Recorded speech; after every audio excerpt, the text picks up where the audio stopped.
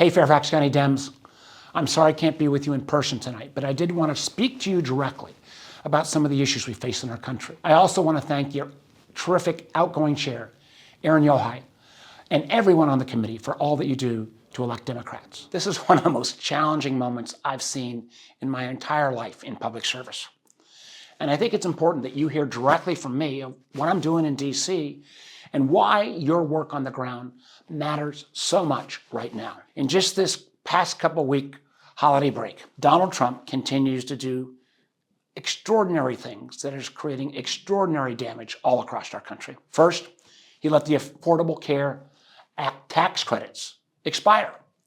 That immediately raises health care costs, not just for people who buy insurance through the exchange, but really for everyone. Higher premiums mean more uninsured people. More uninsured people mean more emergency room care. And those costs get passed on to families, even with employer health insurance. Second, Trump abruptly canceled Virginia's offshore wind project, something I've been working on for more than a decade. And this project was on track to actually help power over 400,000 homes across Virginia. By arbitrarily canceling that project, it takes clean energy off the grid, raises electricity prices, and stops Virginia from being a leading power across the country in wind energy that creates long-term jobs and clean energy. And if that weren't enough, as we've just seen recently, President Trump launched a war in Venezuela without any congressional authorization. And matter of fact, under his theory of the case, any country could go in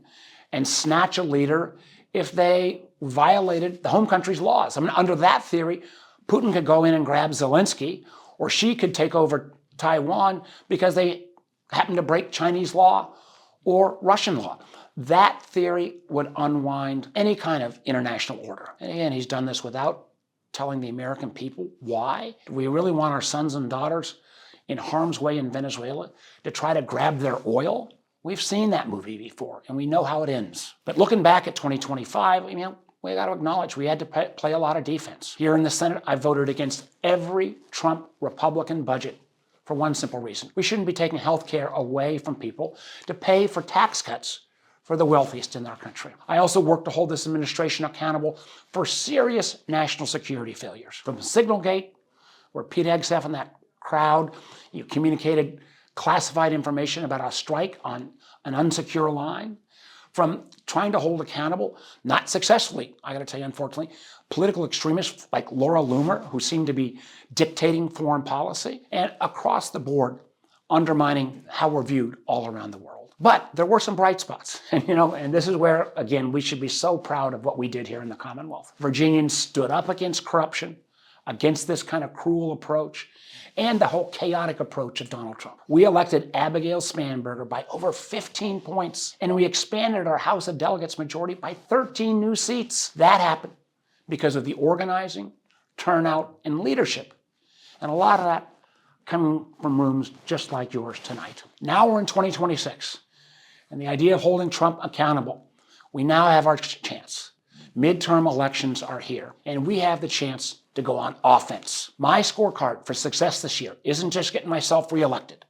It's flipping congressional seats so we can restore real oversight during Donald Trump's last 2 years in office. We've done this before. Back in 2008, when I first got elected to the Senate, Virginia flipped 3 congressional seats, and those seats helped make the ACA, the healthcare law, possible. In 2018, with my dear friend Tim Kaine at the top of the ticket, we'd lost some seats, we flipped again 3 seats. And that allowed us to hold on to the ACA law. And in 2020, at my most recent reelection, Virginia was the only state in the country to hold every Democratic seat that we'd flipped a couple years earlier. This year, we had the opportunity to lead again right here in the Commonwealth. I support redistricting that the legislature is going to work on to counter the extreme Republican gerrymandering. But with it or without it, I can tell you this, we're on track to flip 2 or 3 seats in Virginia in 2026. You simply can't go out and raise healthcare costs for millions of Americans and expect voters to not forget it, when our focus ought to be on affordability, and instead it's on foreign misadventures. Voters will not forget that.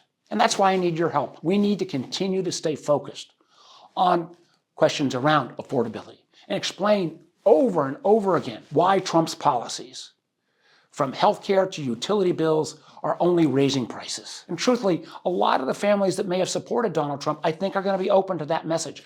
Our job is to tell the truth and connect the dots. We also got to have a positive vision for the future. I believe that includes plans for universal health care, where it becomes a right in this country.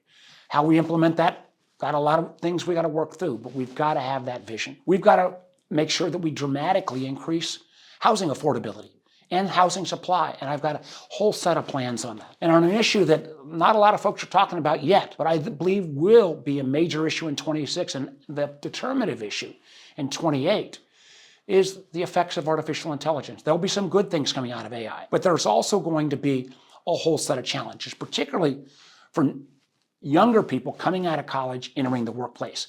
AI is destroying a whole ton of those jobs, and we've got to have a plan. So I'm looking forward to this race. I'm looking forward to engaging with Virginians, and I really need your help. And here's how you can do it. First, please engage with our campaign team. I know there are folks at your meeting tonight collecting signatures for ballot access.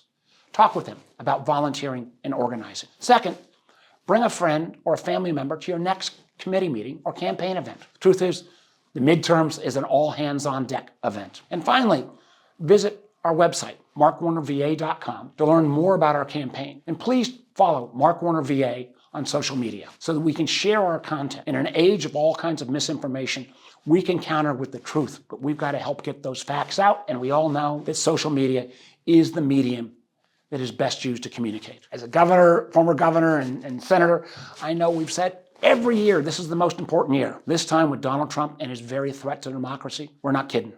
This is the make it or break it year for American democracy. And there's no group I'd rather be in the fight with than Virginia Democrats. Your work has driven progress at the national level, at the state level, and the country needs Virginia to lead again. Thank you for everything you do, and I look forward to seeing you on the campaign trail.